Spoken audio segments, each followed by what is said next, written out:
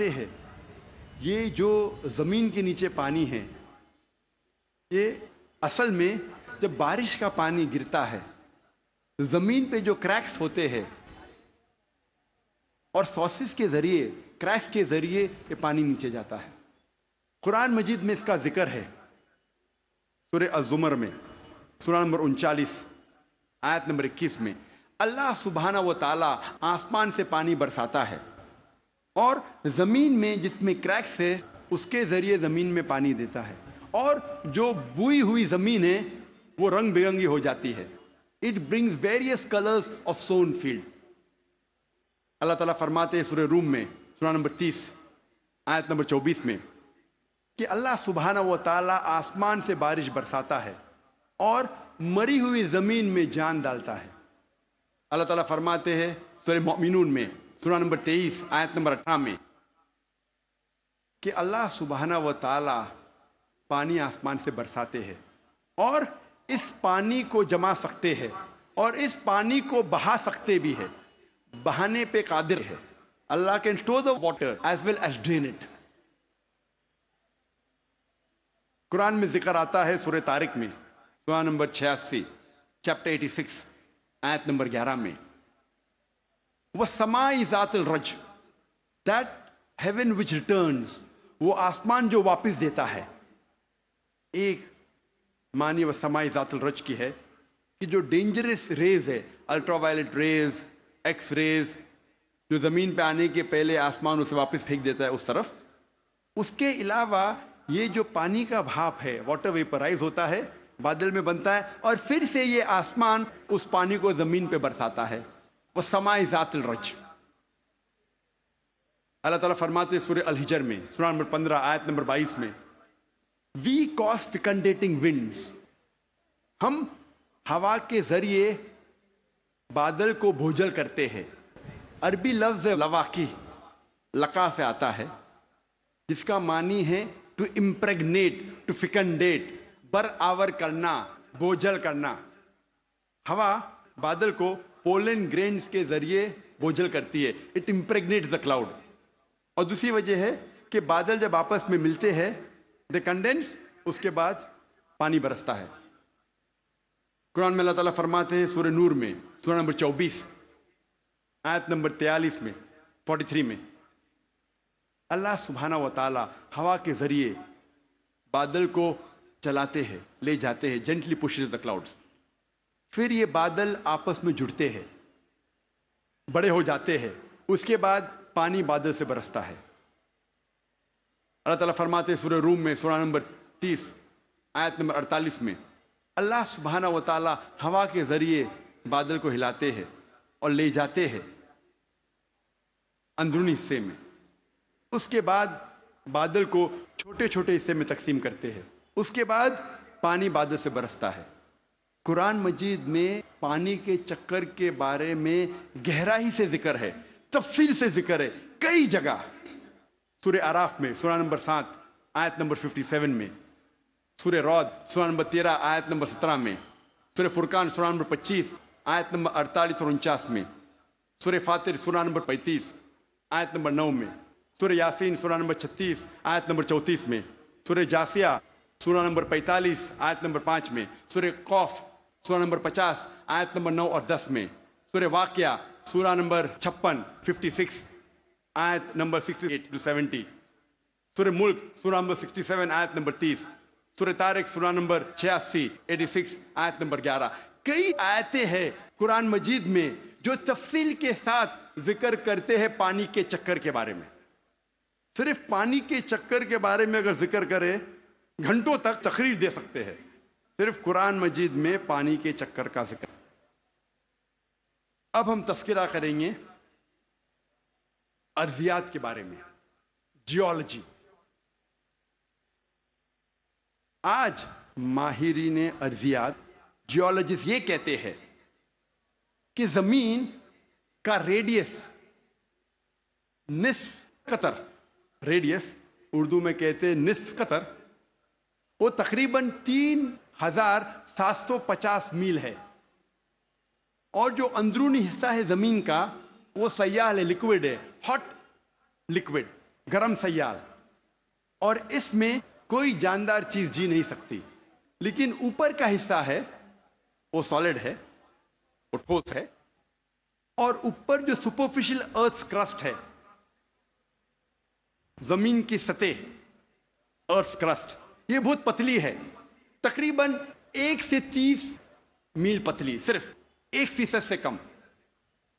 और बहुत से इम्कान है कि ये जमीन की सतह हिल जाएंगी, अर्थ क्रस्ट विल शेक। आज साइंसदान ये कहते हैं due to the folding phenomena it gives rise to mountain ranges. एक फोल्डिंग फिनोमेना है जिससे पहाड़ पैदा होते हैं, और इस पहाड़ के वजह से जमीन की सतह को इस्तेकाम मिलता है, स्टेबिलिटी मिलती है। कुरान मजीद में अल्लाह ताला फरमाते हैं सूरह नबा में, सूरह नंबर 78 78 आयत नंबर 6 और 7 में, हमने जमीन बिछाई है बल जिबाला औतादा, और पहाड़ को औताद जैसा बनाया है। औताद अरबी में कहते हैं खूंटे को, टेंट पेग्स, स्टेक्स, मैखो। और हम जानते हैं जब टेंट पेग को जमीन में हम डालते हैं, जब खूंटे को जमीन में डालते हैं तो अक्सर हिस्सा जमीन के नीचे गड़ जाता है, ऊपरी हिस्सा बहुत कम रहता है, 10% से कम। जिस तरीके से आइसबर्ग पानी में, बर्फ का गोला आइसबर्ग, तो पानी में देखते हैं सिर्फ 10% पानी के ऊपर है, 90% से ज्यादा पानी के नीचे। उसी तरीके से पहाड़, जो ऊपरी हिस्सा हम पहाड़ का देखते हैं वो खूंटे जैसा है, मैखो जैसा है, टेंट पेग जैसा है। ऊपर का हिस्सा बहुत छोटा है, अक्सर तकरीबन 90% जमीन के नीचे है। और इसकी वजह है कि जमीन को इस्तेकाम, स्टेबिलिटी देता है। कुरान मजीद में अल्लाह ताला फरमाते हैं सूरह नाज़ियात में, सूरह 79 आयत नंबर 32 में, और सूरह गाशिया सूरह नंबर 88 आयत नंबर 19 में, हमने पहाड़ को जमीन से मजबूती से बनाया है। We have placed on the earth mountain standing firm.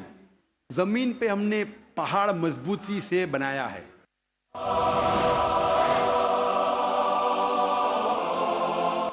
अर्जियात में, जियोलॉजी के मैदान में एक बहुत अहम किताब है जो अक्सर दुनिया भर जब जियोलॉजी के सब्जेक्ट में इसे गाइड माना जाता है, उस किताब का नाम है अर्थ, जमीन। और इसके एक लेखक, वन ऑफ द ऑथर्स, उसका नाम है डॉक्टर फ्रैंक प्रेस, जो यूएसए के साइंस एकेडमी के प्रेसिडेंट थे और ex president of USA Jimmy Carter के साइंस एडवाइजर थे। डॉक्टर फ्रैंक प्रेस अर्थ किताब में पहाड़ का नक्शा बनाते हैं और दिखाते हैं कि पहाड़ के जड़ जमीन के नीचे है, वेज शेप, और लिखते अपनी किताब में कि पहाड़ का अहम मकसद है कि जमीन को इस्तेकाम देना, to give stability to the earth. और कुरान में हू बहू वही जिक्र है 1400 साल पहले, सूरह अंबिया में सूरह नंबर 21 आयत नंबर 31 में, सूरह नहल सूरह नंबर 16 आयत नंबर 15, और सूरह लुकमान सूरह नंबर 31 आयत नंबर 10 में, कि हमने जमीन पर पहाड़ जमा के रखा है ताकि जमीन ना हिले। कुरान में लिखा है पहाड़ का अहम मकसद है जमीन को हिलने से बचाना, to give stability to the earth, to prevent the earth from shaking. आप सोच सकते हैं कुरान मजीद में 1400 साल पहले इसका जिक्र है, और साइंसदान ने आज, कल, हाल ही में 50 साल पहले, 100 साल पहले, 200 साल पहले इसे तस्लीम किया, और कुरान में इसका जिक्र 1400 साल पहले है। अब हम तस्किरा करेंगे इल्म बहर के बारे में, ओशनोग्राफी के बारे में। और ओशनोग्राफी के फील्ड में कुरान मजीद में अल्लाह सुब्हानहू व तआला फरमाते हैं सूरह फुरकान में सूरह नंबर 25 आयत नंबर 53 में, 53 में, अल्लाह सुब्हानहू व तआला ने 2 किस्म के पानी बनाए हैं, एक पीने वाला और मीठा, और दूसरा खारा और कड़वा। और दोनों के बीच अल्लाह ने एक बरज़ख बनाया है, बिना दिखने वाला एक वेल, एक पर्दा। अरबी में लफ्ज़ बरज़ख, बरज़ख के मानी پردہ، جس طریقے سے انسان مرتا ہے اور واپس سے قیامت میں اٹھنے کے پہلے ہم کہتے ہیں برزخ میں ہے، انسین، جو دیکھے نہیں جا سکتا ہے وہ زندگی، قرآن میں کہا گیا برزخ، نہ دیکھے جانے والا پردہ۔ قرآن میں پھر سے اس کا ذکر ہے سورہ رحمان میں، سورہ نمبر 55 آیت نمبر 19 اور 20 میں، جو آج ہمارے ننھے سے قاری نے اس کی تلاوت کی۔ مرج البحرین یلتقیان بینہما برزخ یابغیان، کہ اللہ سبحانہ و تعالیٰ نے دو قسم کے پانی بنائے جو آپس میں ملتے ہیں، لیکن ان کے درمیان ایک برزخ ہے، ان کے درمیان ایک پردہ ہے۔ لوگ پہلے جانتے تھے کہ دو قسم کے پانی ہیں، کھارا اور میٹھا، کھارا پانی میٹھا پانی، لیکن مفسرین قرآن یہ نہیں سمجھ پاتے تھے اللہ تعالیٰ کیا کہنا چاہتا ہے جب کہتا ہے کہ کھارے اور میٹھے پانی کے درمیان برزخ ہے۔ پانی آپس میں ملتا ہے لیکن یہ ایک دوسرے سے گھل مل نہیں سکتا۔ کھارا پانی اور میٹھا پانی ملتا ہے لیکن ان کے درمیان برزخ ہے، تاکہ ایک پانی دوسرے پانی میں مل نہیں سکے۔ تو مفسر قرآن یہ سمجھ نہیں پاتے تھے اللہ تعالیٰ کیا فرمانا چاہتا ہے۔ آج جو سائنس ترقی کرنے کے بعد اور علم بحر کے بارے میں ہم آج اور جانتے ہیں، جو پروفیسر ہے، جو یو ایس اے کے مشہور ماہر ہے علم بحر میں، یہ سائنٹسٹ نے کہا اس کے معنی ہیں آج ہم جانتے ہیں کہ جب بھی میٹھا پانی کھارے پانی میں جاتا ہے، بہتا ہے، وہ میٹھا پانی اپنی مٹھاس کو کھو دیتا ہے اور کھارا بن جاتا ہے، اور اس کے درمیان there is a transitional homogenizing area، جو عربی میں قرآن میں لکھا ہے برزخ، ایک پردہ۔ آج جو سائنس نے جانا، قرآن مجید نے 1400 سال پہلے لکھا کہ کھارے اور میٹھے پانی کے درمیان ہے ایک پردہ۔ یہ پانی ملتا ہے لیکن آپس میں گھل مل نہیں سکتا۔ They meet but they do not mix۔ اور سب سے بہترین مثال جو ہم آنکھ سے دیکھ سکتے ہیں وہ ساؤتھ افریقہ میں in the southern part in the Cape area، دونوں کھارا اور میٹھا پانی ملتا ہے، ہم دیکھ سکتے، ہم یہ بھی دیکھتے کہ دونوں پانی کا رنگ الگ ہے۔ یہ مثال ہم ایجپٹ، مصر میں بھی دیکھ سکتے ہیں، جب river Nile flows into the Mediterranean sea, river Nile بہتی ہے میڈیٹرینین سی میں۔ اور سب سے بہترین مثال ہے گلف سٹریم، جو ہزاروں میلوں تک چلتی ہے۔ گلف سٹریم شروع ہوتی ہے گلف آف میکسیکو میں، نارتھ ورڈ جاتی ہے towards the east coast of North America, پھر جاتی ہے eastward towards the west coast of Europe, ہزاروں میل بہتی ہے، دونوں پانی لیکن علیحدہ ہے، دے آر سپریٹ، ڈسٹنکٹ۔ اگر آپ کشتی میں سفر کر رہے ہیں اس گلف سٹریم کے کنارے پہ اور پانی ایک طرف سے لیں گے اور پانی دوسرے طرف سے لیں گے تو پتا چلتا ہے ایک پانی میٹھا ہے ایک کھارا۔ اس کی حرارت، اس کی ٹیمپریچر بھی ڈیفرنٹ ہے۔ قرآن مجید میں اس کا ذکر ہے 1400 سال پہلے۔ میں اور ایک مثال پیش کروں گا قرآن مجید میں علم بحر کی۔ کچھ عربوں نے قرآن مجید کی ایک آیت لی، سورہ نور کی، سورہ نمبر 24 آیت نمبر 40، اور اس کا ترجمہ پیش کیا پروفیسر درگا راؤ کے پاس۔ پروفیسر درگا راؤ اس وقت کنگ عبدالعزیز یونیورسٹی جدہ میں پڑھاتے تھے اور وہ ماہر تھے علم بحر میں، he was a Marine geologist. اور ترجمہ پیش کیا اور کہا آپ کا اس قرآن کی آیت پہ کیا خیالات ہے۔ قرآن مجید میں لکھا ہے سورہ نور میں، سورہ نمبر 24 آیت نمبر 40 میں، کہ انکار کرنے والوں کے ذہن کی کیفیت ایسی ہے جس طریقے سے سمندر کے گہرائی میں اندھیرے پر اندھیرا، موج پر موج، لہر پہ لہر، اس کے اوپر بادل، جب انسان اپنے ہاتھ کو آگے کرتا ہے وہ دیکھ نہیں سکتا۔ اللہ جسے روشنی نہیں دیتا وہ دیکھ نہیں سکتا۔ یہ آیت کا ترجمہ سننے کے بعد پروفیسر درگا راؤ نے کہا کہ یہ عام سمندر کا ذکر نہیں ہے، یہ ایک گہرے سمندر کا ذکر ہے۔ اور پہلے انسان یہ نہیں جانتا تھا کہ سمندر کی گہرائی میں اندھیرا تھا۔ سینکڑوں سال پہلے، 100-200 سال پہلے، جب سب مرین ایجاد ہوئی اور جب انسان سمندر کی گہرائی میں گیا تب انہیں پتا لگا اور تب محسوس ہوا کہ سمندر کی گہرائی میں اندھیرا ہے۔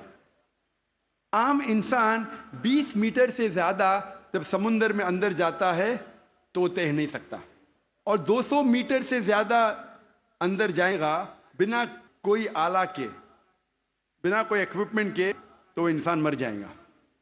آج سب مرین کے ذریعے ہم انڈر واٹر جا سکتے، ہمیں پتا چلتا ہے کہ سمندر کی گہرائی میں اندھیرا ہے۔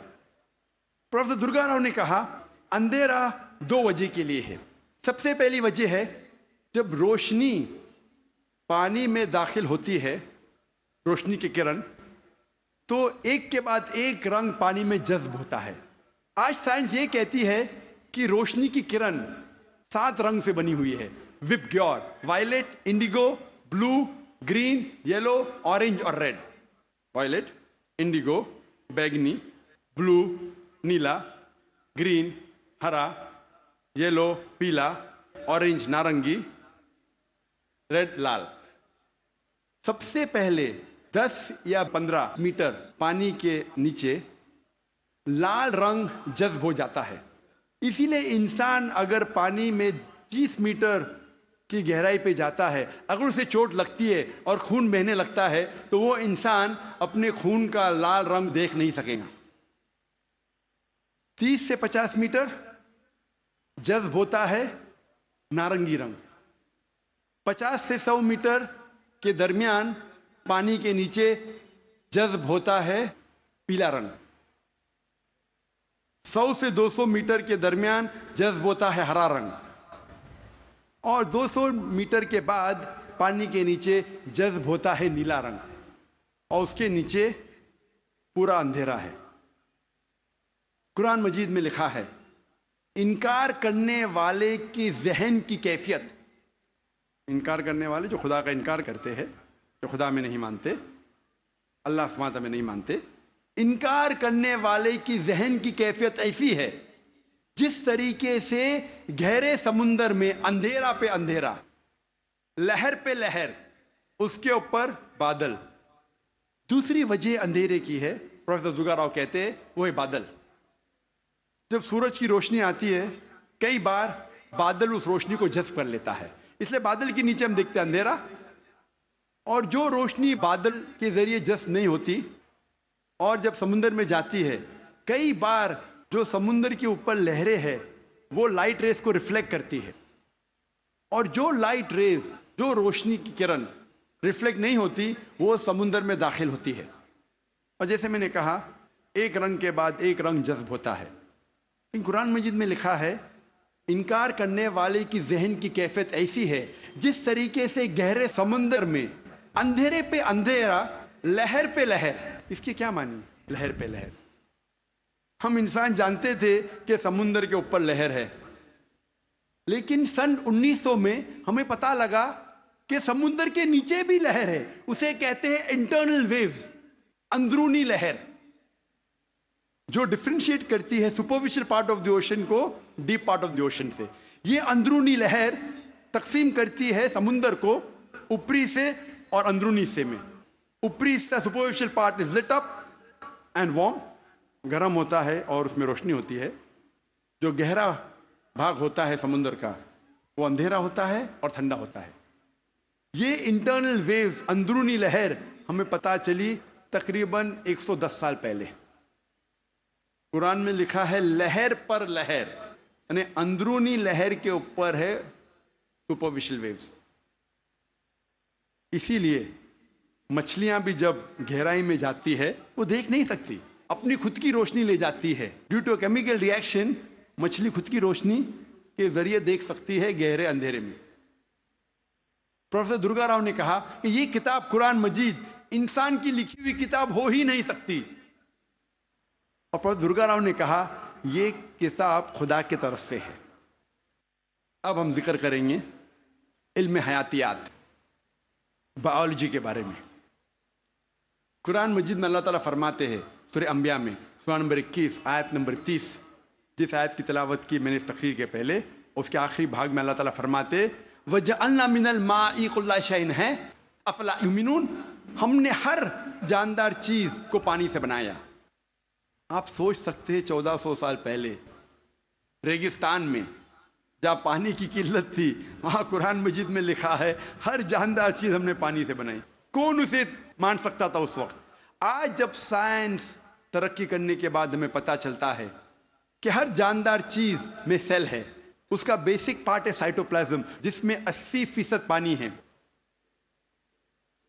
اور ہر لیونگ آرگینزم میں 50 سے 90% پانی ہے، اور ہر جاندار چیز کو جینے کے لیے پانی کی ضرورت ہے. قرآن مجید میں لکھا ہے سورہ نور میں سورہ نمبر 24 آیت نمبر 45 میں ہم نے ہر جانور کو پانی سے بنایا. قرآن مجید میں لکھا ہے سورہ فرقان میں سورہ نمبر 25 آیت نمبر 54 میں ہم نے ہر انسان کو پانی سے بنایا ہے.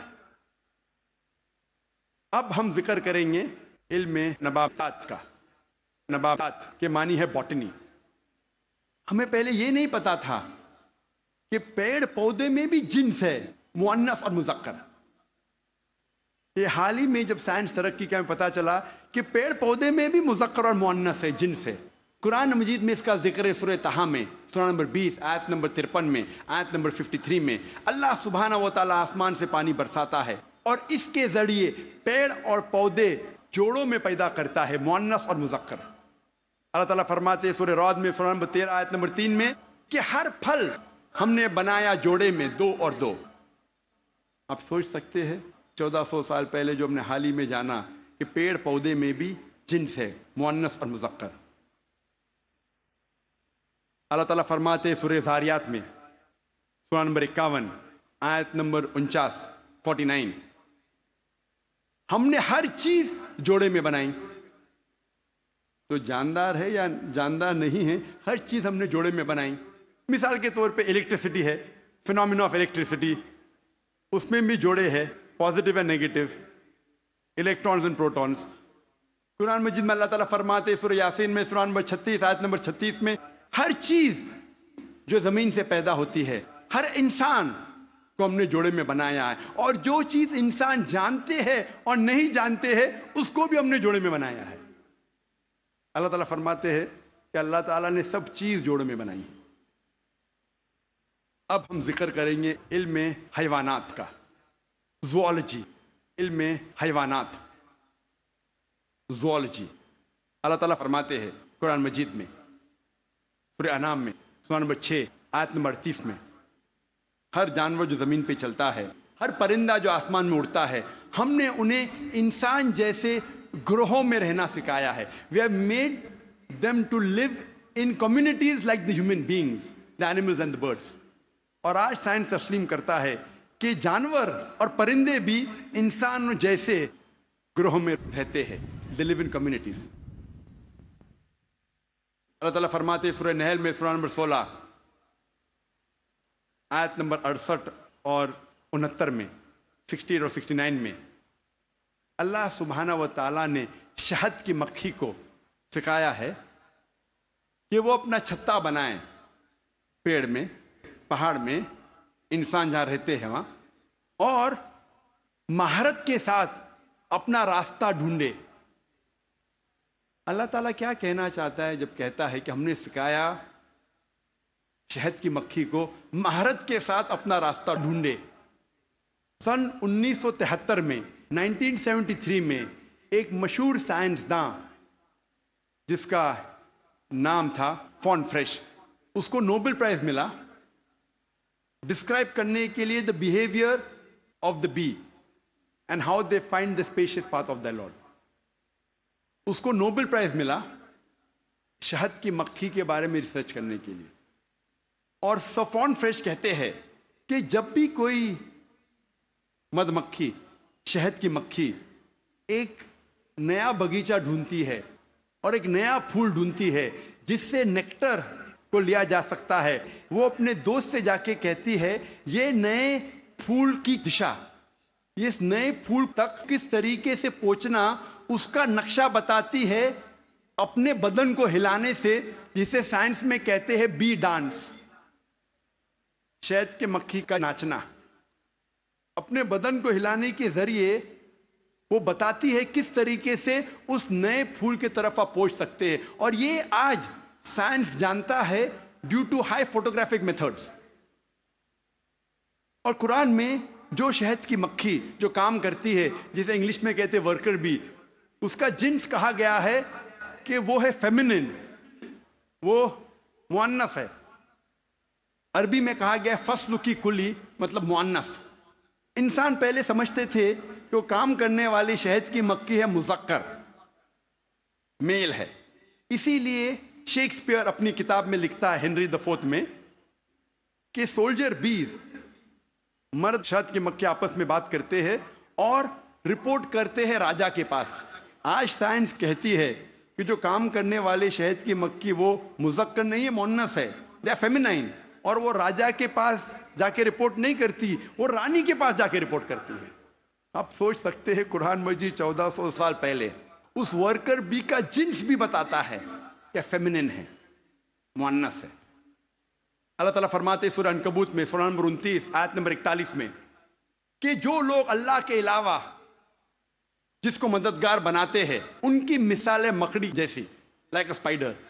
और मकड़ी अपने लिए घर बनाती है और मकड़ी का घर कमजोर है।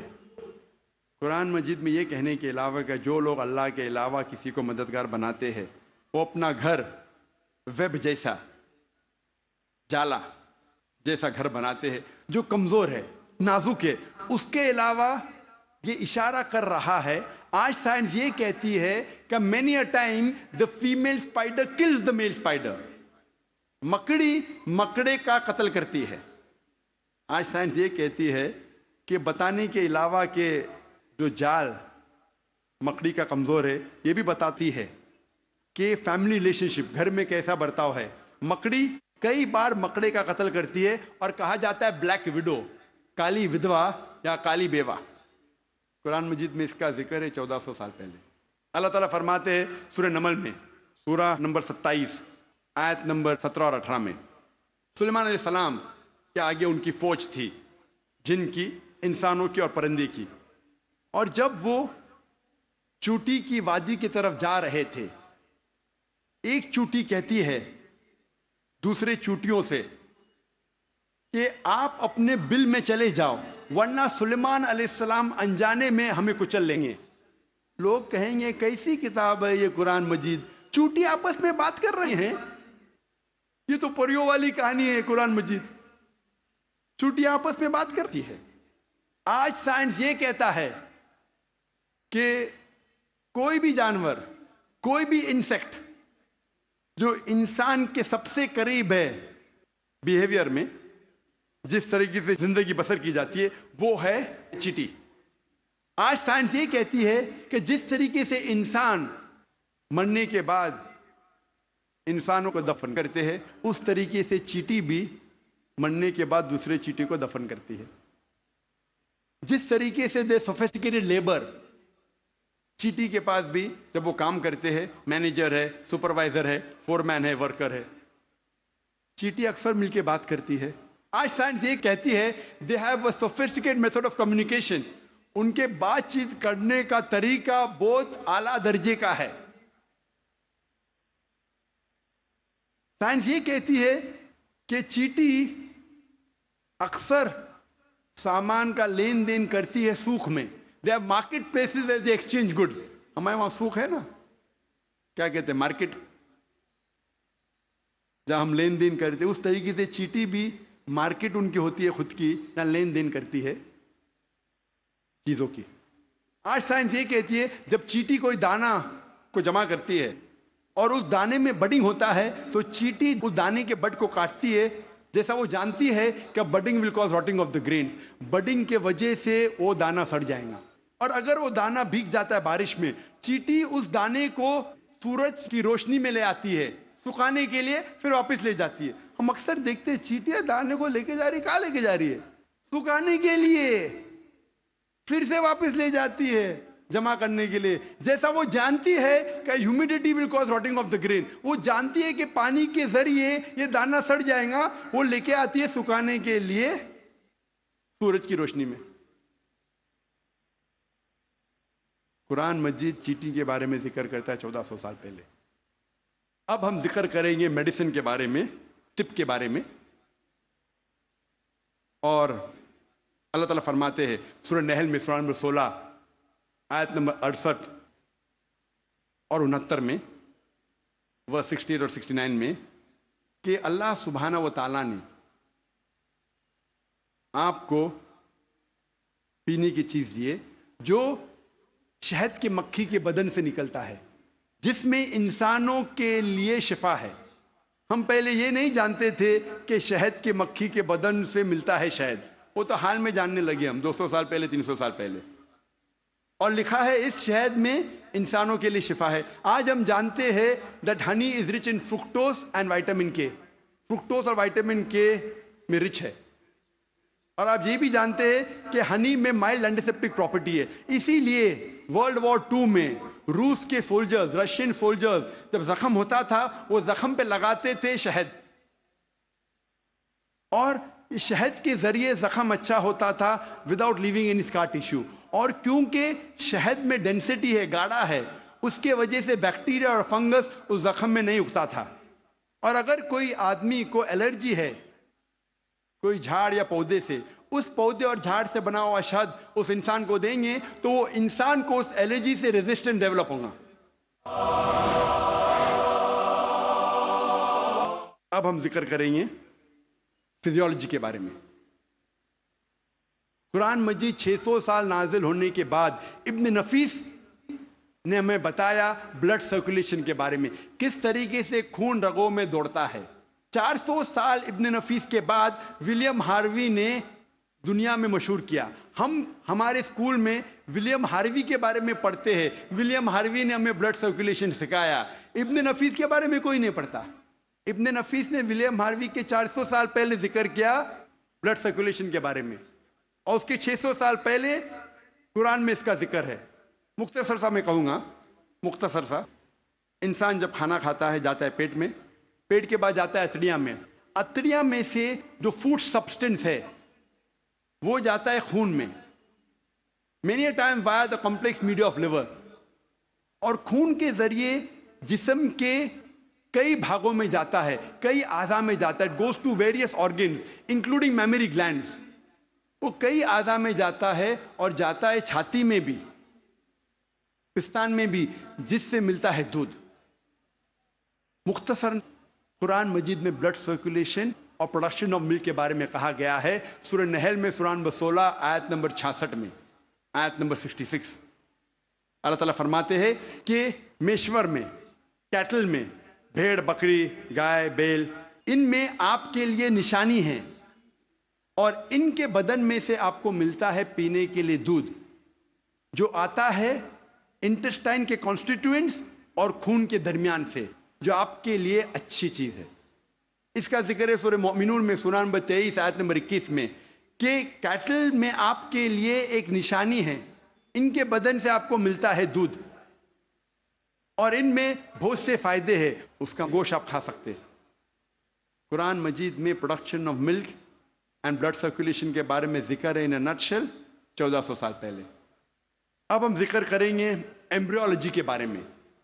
ایمبریولوجی سائنس کا وہ بھاگ ہے جو خصوصاً جب ماں کے رحم میں بچہ پیدا ہوتا ہے اور کس طریقے سے شروع ہو کے بڑھتا ہے، 9 مہینے تک تقریباً ماں کے رحم میں رہتا ہے، اس کے سٹڈی کو کہتے ہیں انگریزی میں ایمبریولوجی.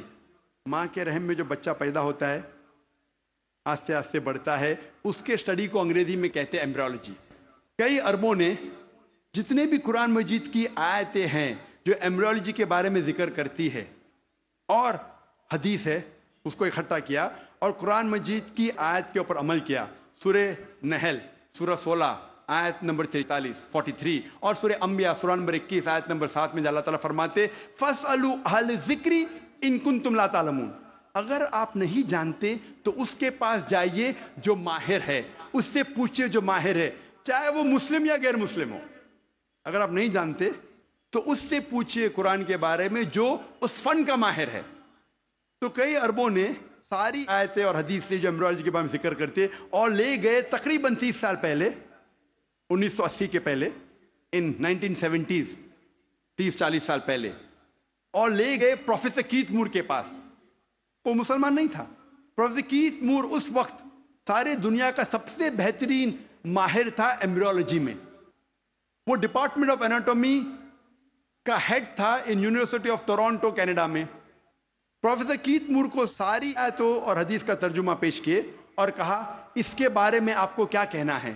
تو پروفیسر کیتھ مور نے کہا کہ اکثر جو قرآن مجید اور حدیث میں ایمبریولوجی کے بارے میں لکھا ہے وہ 100% صحیح ہے، لیکن کچھ آیتوں کے بارے میں نہیں کہہ سکتا ہوں کہ صحیح ہے. میں یہ بھی نہیں کہہ سکتا ہوں کہ غلط ہے کیونکہ میں خود بھی نہیں جانتا ہوں. اور دو ایسے آیت تھے جو پہلے دو آیت جو نازل کی گئے تھے، سورہ اقرا، سورہ علق، سورہ نمبر 96 آیت نمبر 1 اور 2. جہاں اللہ تعالیٰ فرماتے اقرا بسم ربک الذی خلق خلق الانسان من علق. پڑھو اس کے نام سے جو خالق ہے، جس نے انسانوں کو بنایا ہے علقہ سے، خون کے لوتھڑے سے، جونک سے، لیچ لائک سبسٹنس سے. پروفیسر کیتھ مور نے کہا میں نہیں جانتا ہوں کہ ایمبریو جب بچہ پہلے سٹیج میں ہوتا ہے، مرحلے میں ہوتا ہے، وہ جونک جیسا لگتا ہے.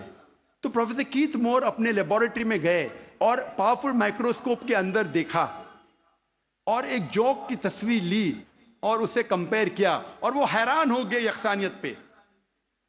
اور اس کے بعد جب انہیں 80 سوالات پوچھے گئے ایمبریولوجی کے بارے میں جو قرآن اور حدیث میں ذکر آتا ہے، تو پروفیسر کیتھ مور نے کہا اگر آپ مجھے یہ 30 سال پہلے پوچھتے تو 50% سے زیادہ میں جواب نہیں دے سکتا تھا، کیونکہ embryology is a new branch which is developed in the field of medicine. وہ نئی برانچ ہے میڈیسن کی. اور پروفیسر کیتھ مور نے کہا کہ یہ کتاب قرآن مجید کوئی انسان لکھ ہی نہیں سکتا، اور مجھے کوئی شک نہیں ہے کہ یہ قرآن مجید خدا کی طرف سے ہے اور محمد صلی اللہ علیہ وسلم اس خدا کے پیغمبر ہے.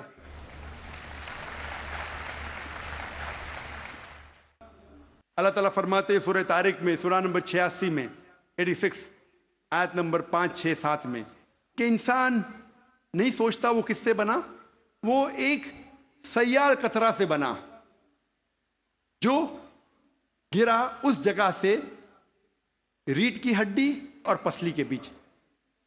اللہ تعالیٰ کیا کہنا چاہتے جب کہا کہ انسان بنا ایک سیال قطرے سے جو گرا ریڑھ کی ہڈی اور پسلی کے بیچ.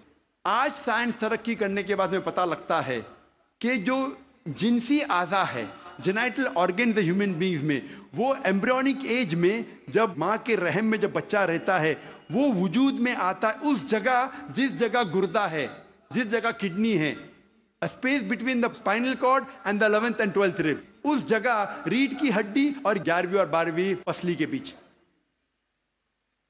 جنسی اعضا ٹیسٹیکلز اور اووری وہاں سے وجود میں آتے ہیں. اس کے بعد وہ ڈسینڈ، وہ نیچے اترتے ہیں. عورت میں پیلوس تک، آدمی میں through the inguinal canal into the scrotum. لیکن نیچے آنے کے بعد یہ جنسی اعضا جب انسان بڑا بھی ہو جاتا ہے، ماں کے پیٹ کے باہر نکلتا ہے، پھر بھی نیچے اترنے کے باوجود ان کے خون کا سپلائی اور نرو سپلائی اسی جگہ سے آتا ہے جہاں گردہ موجود ہے، اور لمفیٹک ڈرینیج اسی جگہ جاتا ہے جہاں گردہ موجود ہے، ریڑھ کی ہڈی اور 11ویں اور 12ویں پسلی کے بیچ. قرآن مجید میں اللہ تعالیٰ فرماتے سورہ حج میں سورہ نمبر 22 آیت نمبر 5 اور سورہ مومنون میں سورہ نمبر 23 آیت نمبر 13 میں کہ ہم نے انسان کو نطفہ سے بنایا ہے. نطفہ کے معنی عربی میں ہے ایک چھوٹا سا سیال قطرہ، مائنیوٹ کوانٹٹی آف لکوڈ. جس طریقے سے آپ کپ کو خالی کرتے اور جو چھوٹا سا قطرہ سیال کا رہتا ہے، سیال قطرہ اسے کہتے ہیں نطفہ. اللہ تعالیٰ فرماتے ہیں سورہ سجدہ میں سورہ نمبر 32 آیت نمبر 8 میں ہم نے انسان کو بنایا ہے سلالہ سے. سلالہ کے معنی عربی میں ہے پورے حصے کا سب سے بہترین حصہ. سارے بھاگ کے سب سے بہترین بھاگ کو کہتے ہیں سلالہ. آج سائنس یہ کہتا ہے کہ 1 سمائنل امیشن میں 30 کروڑ سپرمز ہے.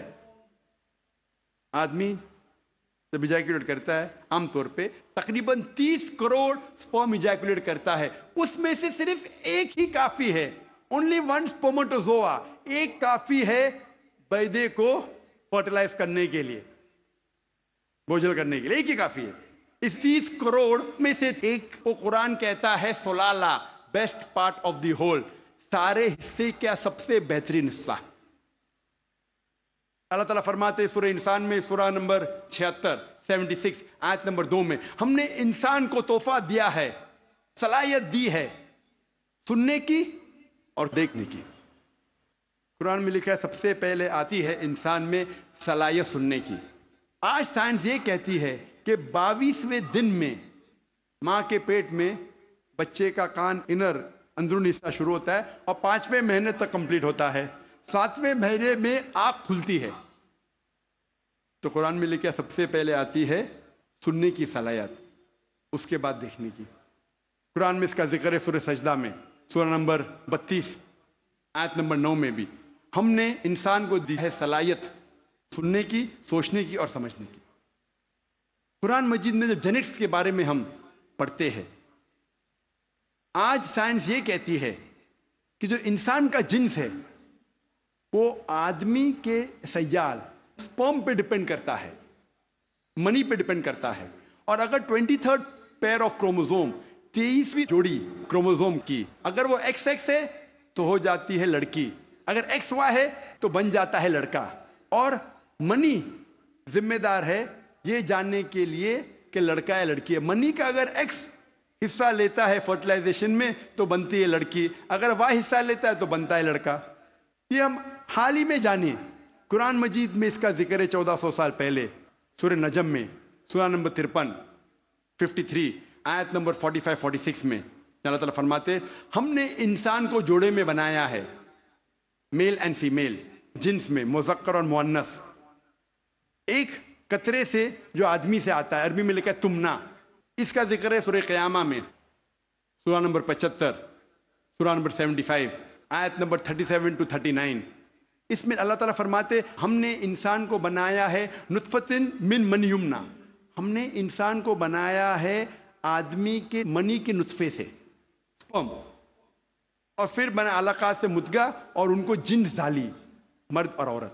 قرآن میں لکھا ہے یہ سپرم منی رسپانسبل ہے for giving the sex to the child, male اور فیمیل۔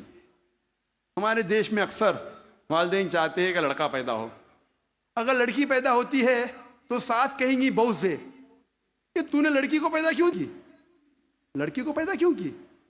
لڑکی یا لڑکا ہونا اللہ سبحانہ تعالیٰ کے ہاتھ میں ہے، لیکن اگر کسی کو دوش دینا ہے تو سائنس اور قرآن کہتا ہے کہ لڑکی یا لڑکا ہونے کے لیے مرد کا سپرم منی از ریسپانسبل، مرد کا منی ذمہ دار ہے۔ تو اگر ساس کو کسی کو دوش دینا ہے تو اپنے بیٹے کو دینا چاہے، بہو کو نہیں، کیونکہ سائنس اور قرآن کہتا ہے کہ سپرم از ریسپانسبل۔ اللہ تعالیٰ فرماتے ہیں سورہ زمر میں سورہ نمبر 39 میں آیت نمبر 6 میں کہ ہم نے انسان کو ماں کے رحم میں بنایا، مرحلے کے بعد دوسرے مرحلے میں stages after stages, in 3 veils of darkness, 3 اندھیرے پردوں میں۔ پروفیسر کیتھ مور نے کہا یہ 3 پردے اندھیرے کے معنی ہیں اینٹی ایبڈومنل وال، یوٹرائن وال، ایمنیو کوریونک میمبرین۔ اینٹی ایبڈومنل وال مطلب ماں کے آگے کی پیٹ کی دیوار، یوٹرائن وال مطلب رحم کی دیوار، اور ایمنیو کوریونک میمبرین۔ قرآن مجید میں ایمبریولوجیکل سٹیجز، کس طریقے سے بچہ آہستہ آہستہ بڑھتا ہے، ماں کے رحم میں پلتا ہے اور بڑا ہوتا ہے، اس کا تفصیل سے ذکر کیا گیا قرآن مجید میں کئی آیتوں میں۔ ایک سورہ کی 3 آیت پیش کروں گا، سورہ مؤمنون کی سورہ نمبر 23 آیت نمبر 12 سے 14 میں اللہ تعالیٰ فرماتے ہیں کہ ہم نے انسان کو بنایا ہے کوئنٹیسنس آف کلے سے، انسان کو بنایا ہے 3 کے سلالے سے، اور پھر اس کو بنایا نطفہ میں، نطفہ کو رکھا قرار مکین میں، پھر نطفے کو بنایا علقہ میں، علقہ سے تبدیل کیا مدغہ میں، مدغہ سے بنایا عظامہ، اور اس عظامہ پر ہم نے ڈالا لحم، اور اللہ سبحانہ وتعالیٰ نے اس کے بعد ایک نئی جاندار چیز بنائی۔ مختصر ہم اس کا ذکر کروں گا۔ اللہ تعالیٰ فرماتے ہم نے انسان کو 3 کے سلالہ سے بنایا، نطفہ میں، نطفہ میں نے کہا مائنیوٹ کوانٹٹی آف لکوڈ، سیال قطرہ، اور اس کو ایک قرار مکین میں رکھا، محفوظ جگہ میں، قرار مکین، محفوظ جگہ۔ ہم جانتے ہیں سائنس کہتا ہے کہ ماں کے رحم میں جب بچہ ہے وہ پیچھے کے حصے سے ریڑھ کی ہڈی سے پروٹیکٹڈ ہے، محفوظ ہے، پوسٹیریئر مسل سے، اور آگے سے اینٹی ایبڈومنل وال اور یوٹرائن وال سے۔ ہم نے پھر بنایا علقہ میں، علقہ کے 3 معنی ہیں، ایک ہے جوک، دوسرا ہے خون کا لوتڑا، اور تیسرا ہے ٹو کلنگ، مطلب چپک کے لٹکنا۔ علاقہ کے تین معنی، ایک معنی کا ذکر میں کر چکا ہوں کہ جوک ہے، لیچ لائک سبسٹنس۔ وہ دکھنے کے علاوہ آج سائنس یہ کہتی ہے کہ ماں کے رحم میں بچہ جوک جیسا برتاؤ کرتا ہے، ماں کے ذریعے خون چوستا ہے تھرو دا پلیسنٹا، تو دکھنے کے علاوہ جوک جیسا برتاؤ بھی کرتا ہے۔ دوسرے معنی ہے خون کا لوتڑا۔ آج سائنس یہ کہتی ہے کہ شروع میں بلڈ سرکولیشن شروع نہیں ہوتا ہے، رگوں میں خون بہنا شروع نہیں ہوتا ہے، تو دیکھنے میں اس سٹیج میں، اس مرحلے میں وہ دکھتا ہے خون کا لوتھڑا۔ تیسرے معنی ہے کہ چپک کے لٹکنا، something which clings۔ آج سائنس یہ کہتی ہے کہ ماں کے رحم میں بچہ چپک کے لٹکتا ہے ماں کے رحم کے دیوار کو۔ تو تینوں معنی الحمدللہ ثم الحمدللہ جو قرآن مجید میں علاقہ کی ہے، تینوں معنی سائنٹیفکلی آج ثابت ہو چکی ہے۔ اس کے بعد علاقہ سے بن جاتا ہے مدغہ۔ مدغہ کے معنی چبائی ہوئی چیز، اچوڈ لائک لمپ۔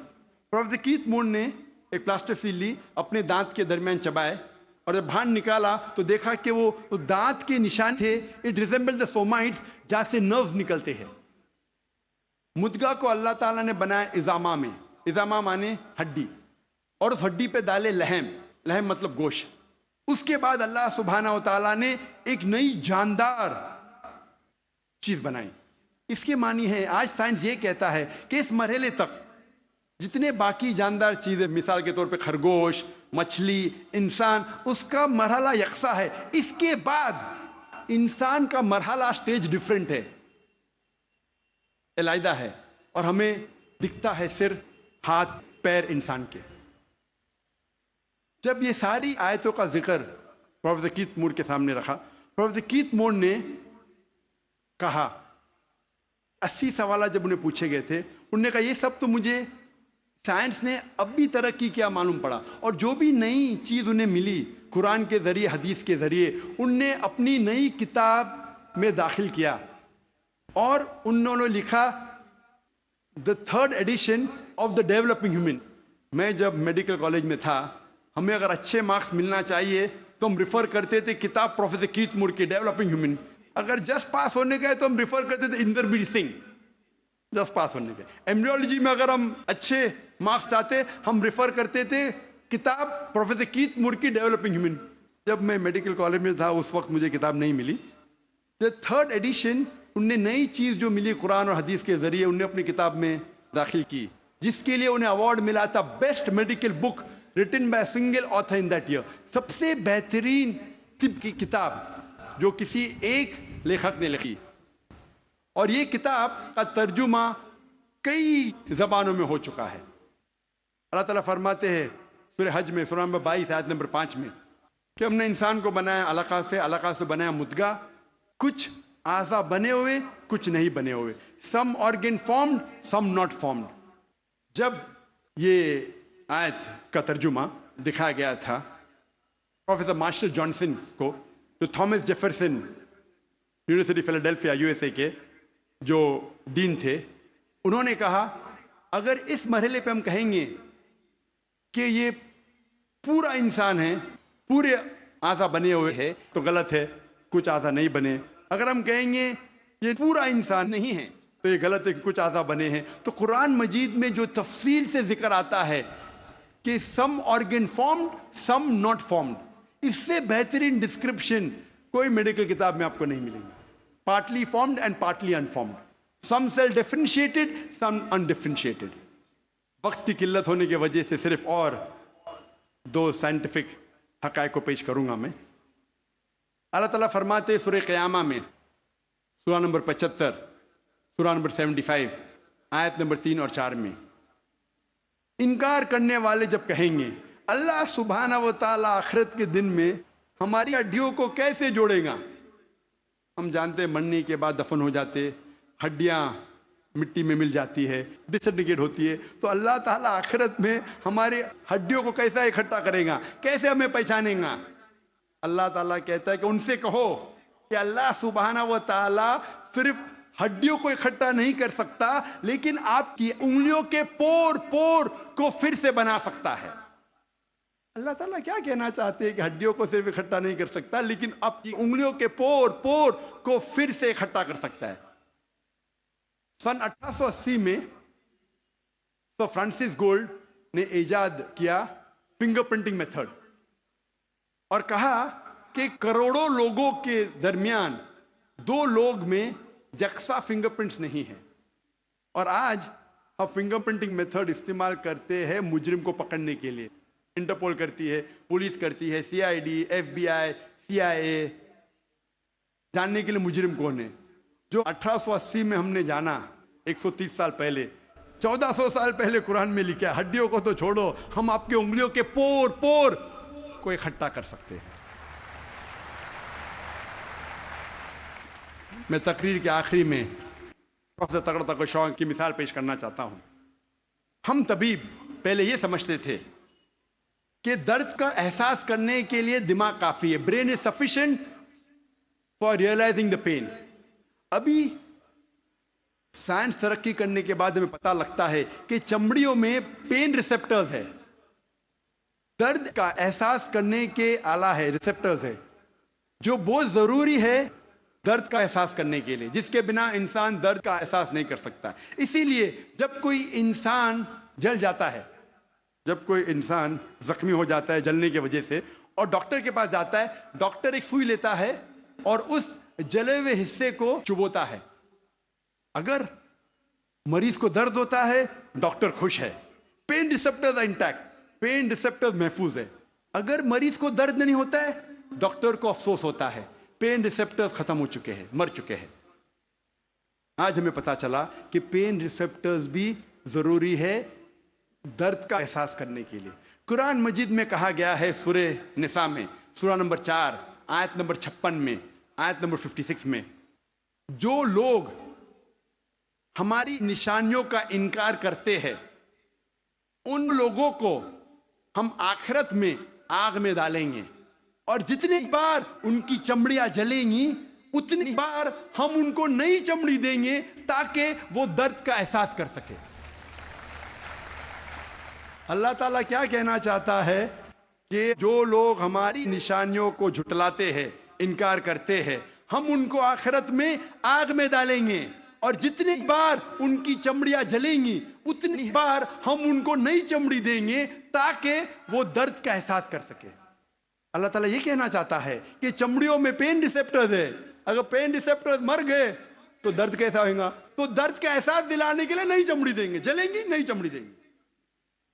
پروفیسر تغرا تغشاں وہ ڈین ہیں ایک میڈیکل کالج کے یونیورسٹی تھائی لینڈ میں, اور انہوں نے کئی سال بتائے پین ریسپٹرز پہ تحقیق کرنے میں. جب ان کو یہ ترجمہ دیا قرآن